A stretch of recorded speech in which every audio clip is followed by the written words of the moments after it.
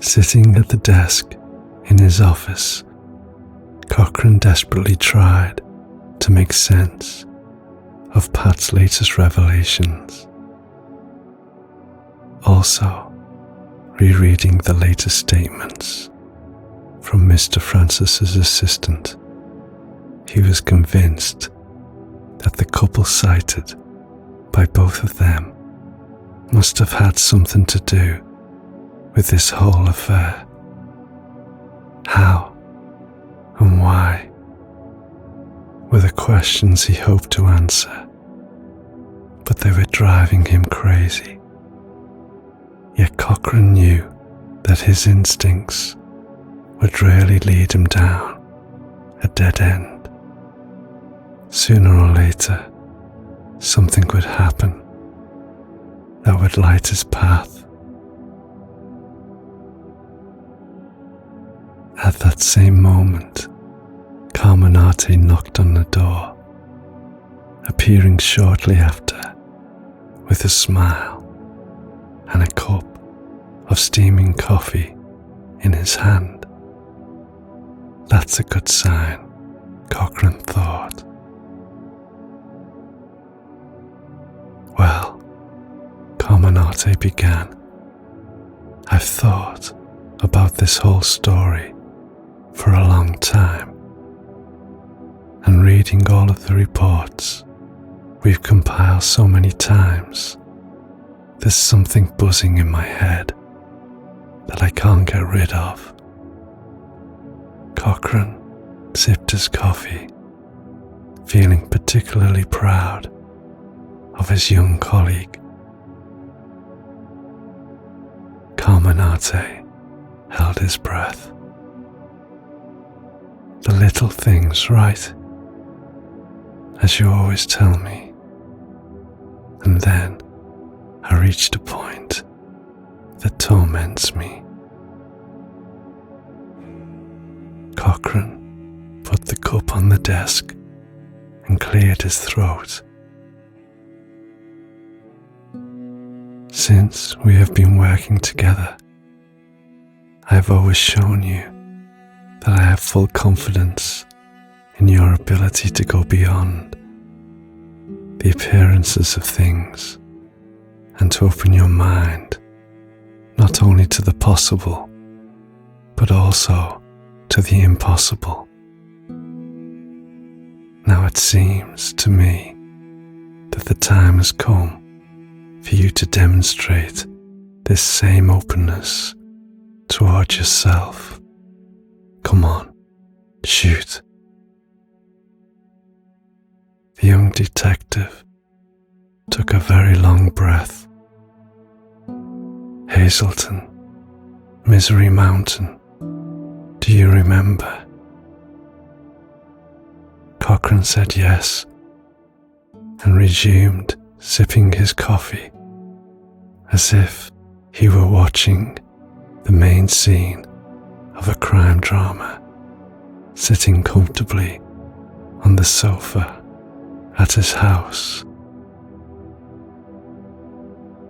Carmenate nodded. Well, I've read Agent King's report at least 10 times, and bang, a punch in the face. Cochrane smiled, because Carmenate really looked like something out of a Melville film. Carmenate's face suddenly became more serious, as if he really wanted to create some suspense before the final reveal. The letters between those two prisoners, Constance Prince, the one killed in the explosion, and Philip O'Neill, the man who wrote to her. Cochrane was silent for a few moments. For some mysterious reason, Crest's words about love conquering every other law of the universe resonated in his head. Open your mind to the impossible. Indeed. Have you checked whether a couple like them left the country around August 10th? Carmenate gasped. No, I was waiting to talk to you about it before doing anything else. Cochrane looked him in the eyes, as if to say, "Come on, it's time you started taking risks." Then he cleared his throat. Go ahead and let me know what you find. I have to meet Pat at Crest's house first. Join us there whenever you want.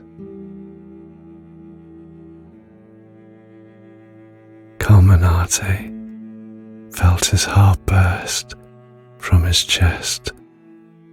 Detective Carmenate 2.0, he thought, leaving the room. Cochrane stood up too, feeling relieved and conflicted at the same time. But for a few months now, he had known that both feelings responded to the same name, Cassandra, and there was still one important thing to do. Walking to his car, he stopped to buy flowers from a street vendor, blue irises, which he knew were Cassandra's favourites. Then, not far away, he glimpsed the window of an antique shop, one of the historic ones that survived the shopping centres. Without thinking too much, he found himself wandering among the displays of that shop, inebriated by the scent of history and the eucalyptus diffuser. How much does it cost?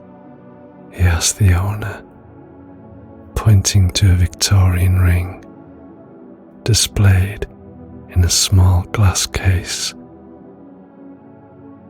The man, with a well-groomed moustache and an aristocratic air, took the ring in his hand. It is a unique piece which represents the world. See, this antique white gold setting holds a pure sapphire, surrounded by diamond stars.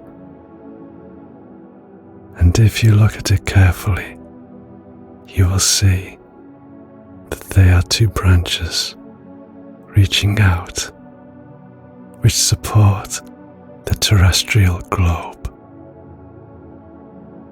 Cochrane thought his instincts had hit the mark once again. Okay, I will take it.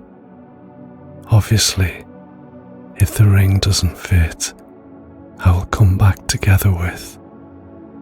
The man preceded him. With your girlfriend, certainly.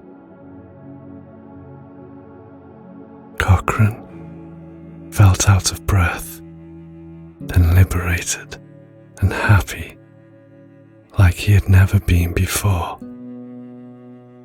Like when they extracted a bullet from his shoulder without anesthesia. First hell, then ecstasy. Love, precisely.